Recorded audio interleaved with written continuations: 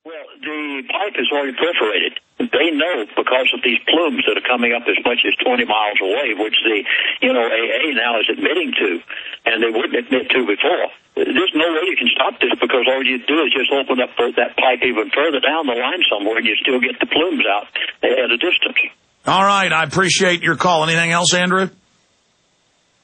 All right. I want to hear more about that system. By the way, this is up on prisonplanet.com right now. And, of course, that deals with the fact that the head of BP, actually have the article here in front of me. Let me pull it back up because I can't find it now. Oh, here it is. BP aware of cracks in oil well 2 months before explosion. Former BP chairman and current BP CEO both dumped stocks in weeks before disaster. BP was aware of cracks appearing in the well as far back as February, right around the time Goldman Sachs and BP chairman Tony Hayward were busy dumping their stock in the company on the eve of the explosion that led to the oil spill, according to information uncovered by congressional investigators. The Mining and Mineral Service Agency released documents to Bloomberg indicating that BP was trying to seal cracks in the well almost 40 miles, 64 kilometers off the Louisiana coast. This is big news up on prisonplanet.com. This is confirmed. Bloomberg. The fissures, which BP began to attempt to fix on February 13th, could have played a role in the disaster, though this is a question still being explored by investigators. But that would show where the plumes are coming from. And it just continues. Very important piece of intel. More of your phone calls straight ahead for Lindsey Williams. We'll be right back. Stay with us. The only way to listen to the show when it officially ends in about 5 minutes, we're going to continue for about 20, is at Infowars.com or PrisonPlanet.com. You go there, click on the listen stream, and you'll be able to hear the show. We'll also have this as part of the MP3 free podcast. You can also go download for free our iPhone app to listen to the podcast or the live streams at Infowars.com on the listen page. And I know we have loaded phones, and we are taking calls in the next 20 minutes with Lindsey Williams. I'm going to be able to go to a few of your calls now, but I want to give you an opportunity to call my phone system here in Austin, Texas, 888-201-2244. For those that are on hold right now, who we don't have time to get to in a moment, it'll be 888-201-2244, 888-201-2244. We're talking to Lindsey Williams, and he put out an emergency CD, audio CD, with all the information that his source inside the oil companies gave him. But so much of what Lindsey's talked about has now been borne out in mainstream news, and clearly the oil companies, BP and Halliburton are involved in a cover-up. This is very, very serious. And Obama's using it to try to pass carbon taxes on the American people, which BP's been the biggest supporter of. So I want to encourage everybody to call and get that audio CD. And you can go to the Prophecy Club website or call a toll-free number. Give folks that contact info again, Mr. Williams. The toll-free number and the operator standing by right now, American Voices, by the way, 888-799-6111, or go to Prophecy Club on the internet.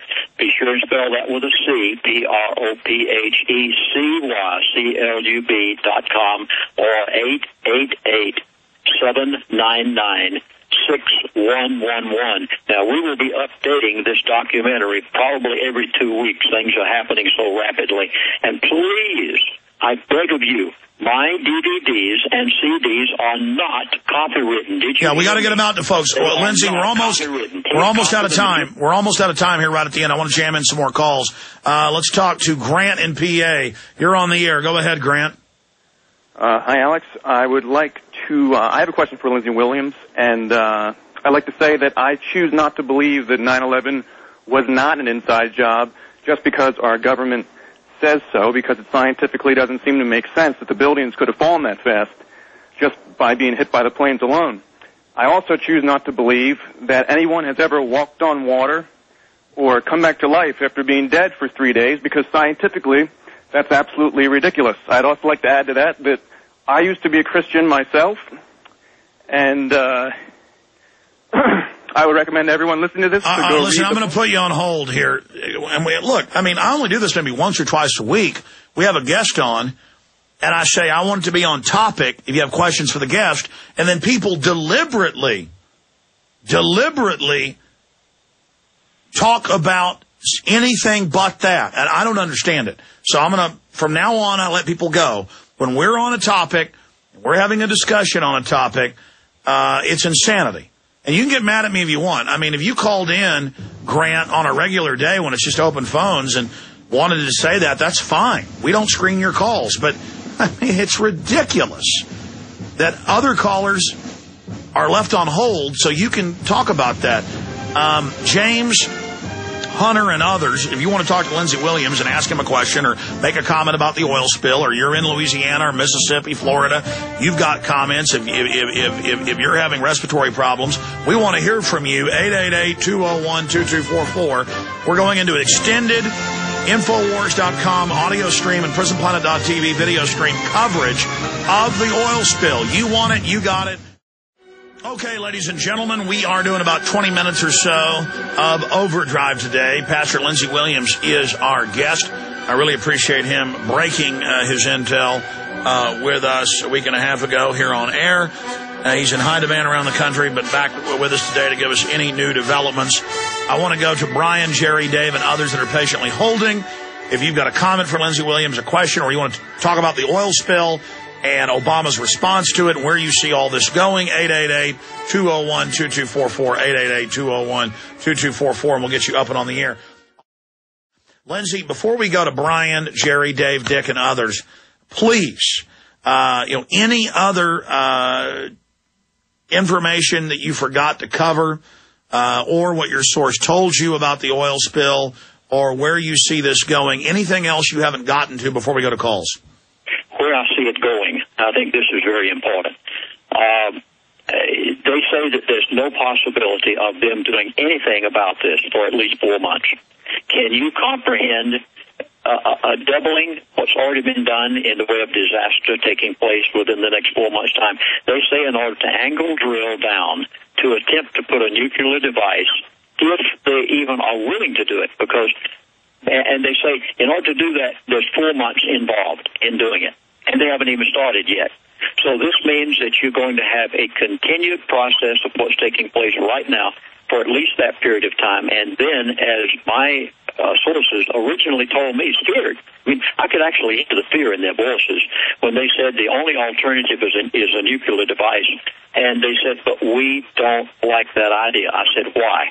They said, because if we fracture this strata that has such tremendous pressure, then he said there will never be any stopping of it.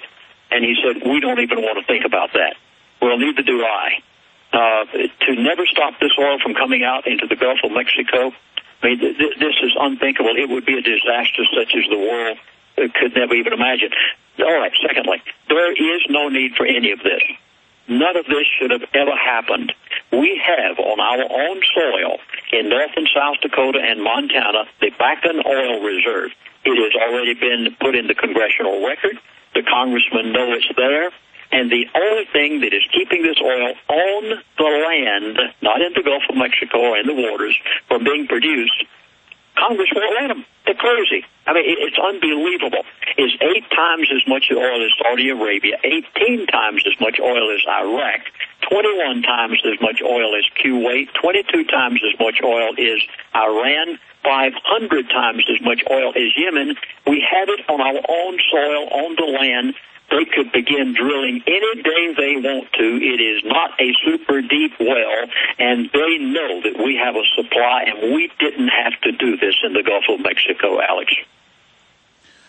Well, those are really pertinent points that you make, Lindsey, and it's the type of thing that the media loves because it just goes on every day with new facets and new information. It becomes a soap opera, but it's a real-world soap opera destroying sea turtles and dolphins and fisheries and fishermen's lives, and the people involved in the cleanups are getting sick from the dispersants and the oil. You got volcanoes going off in Iceland, shutting down air traffic, and you've got depression and countries falling and this quickening, accelerating, very, very bizarre to see this unfolding. Let's hurry now through your calls. I want to thank everybody for calling in and for holding. Brian in Ohio, welcome. You're on the air. How's it going, Alex? Good, sir. Go ahead. Alex mentioned a few months ago that the elite tell their story through movies. And supposedly, in the movie The Knowing, that there was a mention of an oil spill or an explosion April 20th. Well, if there's any correlation with that. Well, there's a lot of movies and a lot of TV shows where the globalists do predictive programming where they throw in your face what they're planning to do later as kind of an inside joke to themselves as a calling card, but also to subconsciously prepare you for it to happen. And there's hundreds of examples, but the best example is the fact that 6 months before 9/11, The Lone Gunman, a spinoff of The X-Files, the CIA contacted Chris Carter and others, and I was told this by Dean Haglund, star of the show,